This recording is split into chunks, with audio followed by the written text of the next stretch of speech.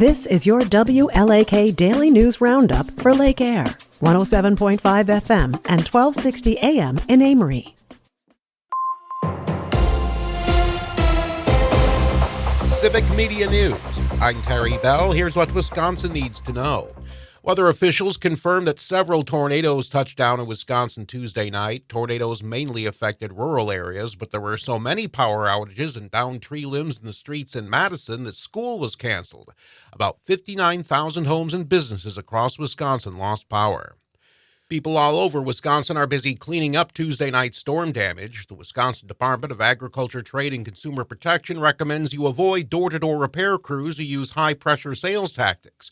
DATGAP says you're better off asking your friends, neighbors, or your insurance agent for recommendations.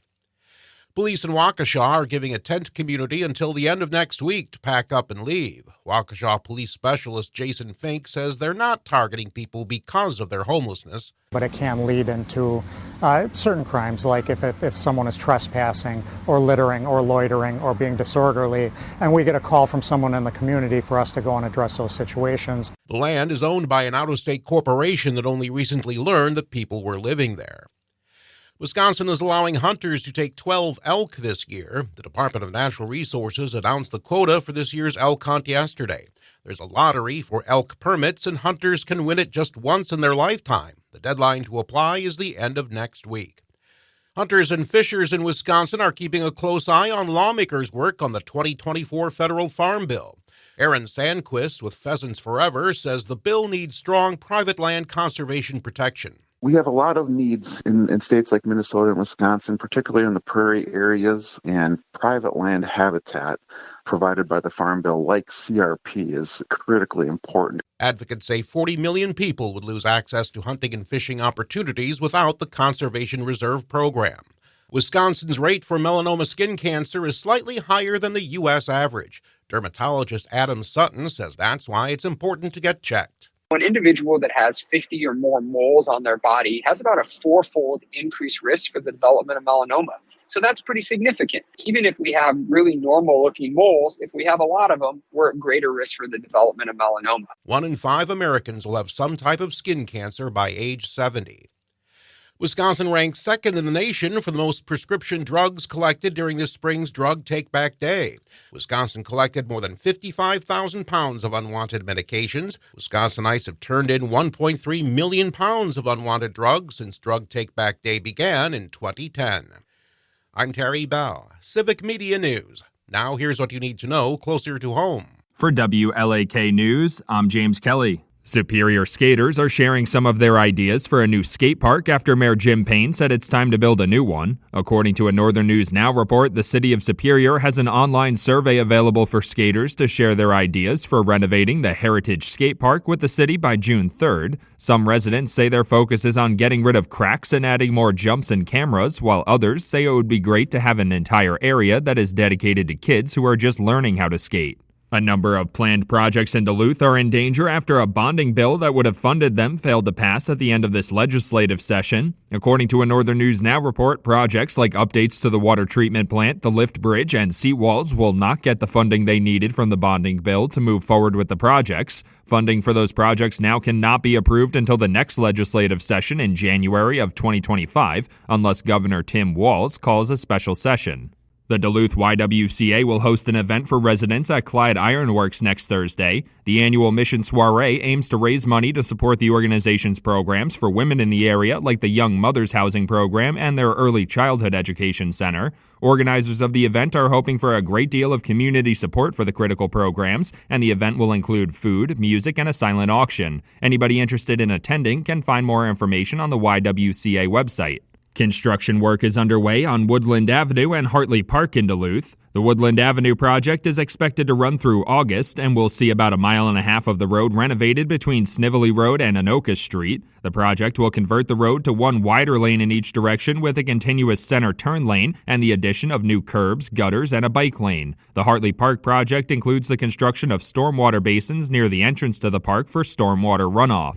The Duluth Public School Board is planning for massive cuts following the second narrow failure of a multi-million-dollar referendum. The district is expecting to make about $7 million worth of cuts over the next 2 years, with about $2.3 million in cuts expected for next school year. Officials say the school can cut back on things like staff travel and teacher overtime for next school year, but when they make larger cuts going into the 25-26 school year, it will be far more impactful on the school's students and staff. A Douglas County Sheriff's Office detective has been arrested after an alleged hit-and-run crash while under the influence of alcohol. According to the Superior Police Department, 50-year-old Matthew DeRosia was arrested on Sunday night at around 10:15 after officers saw sparks coming from a blown-out tire on his vehicle. Officers later determined that his car had collided with a parked car about a block away from where he was stopped, sending it onto the sidewalk. DeRosia then allegedly failed a field sobriety test.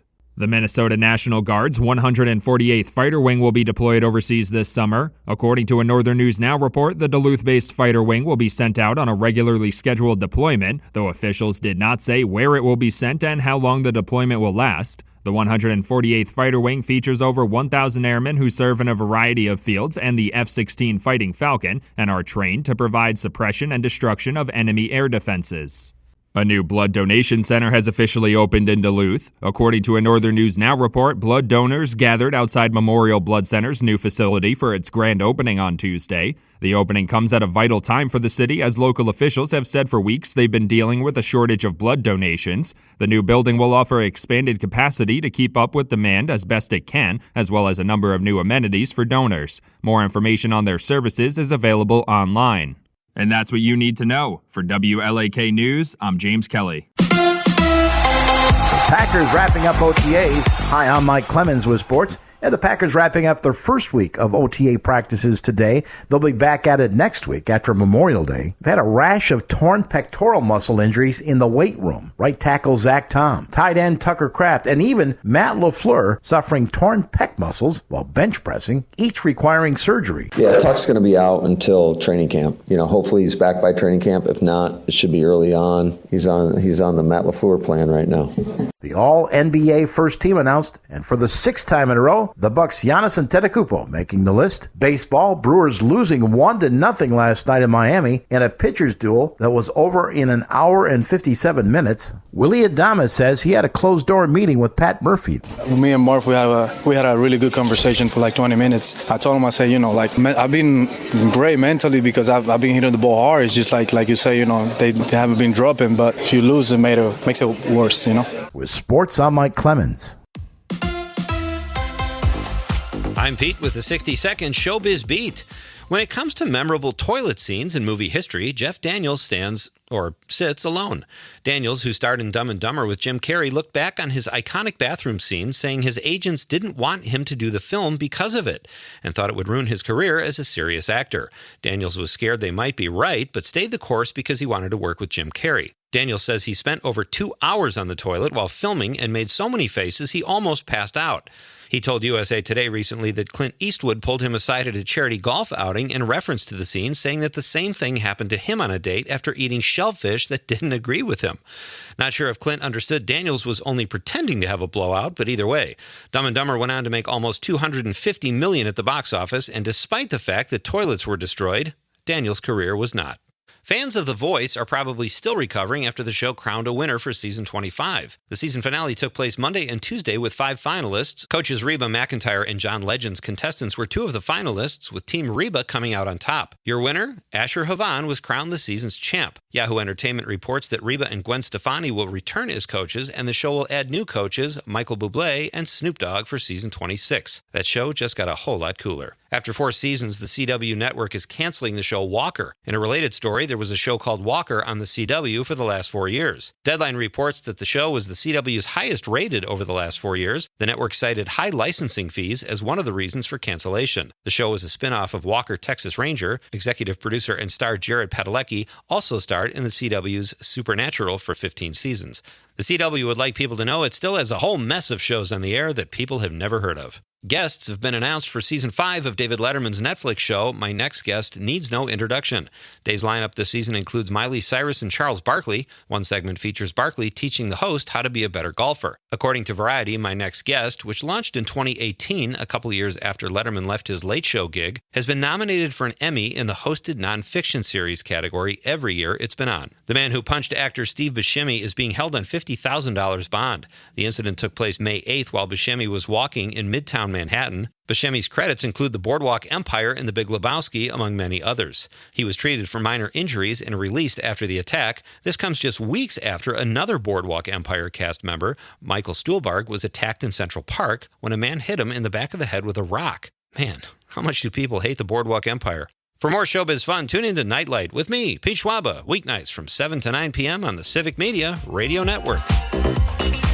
Mostly sunny today. We'll get to around 77 for a high this afternoon. The wind out of the south at 5 to 15. Tonight, clear this evening. Scattered thunderstorms after midnight. Our low 56 tomorrow. Mostly cloudy with scattered showers and thunderstorms. A little breezy, too. Our high tomorrow near 70. I'm meteorologist Sean Cable. Outside now, it's 55. That's your WLAK Daily News Roundup from Civic Media.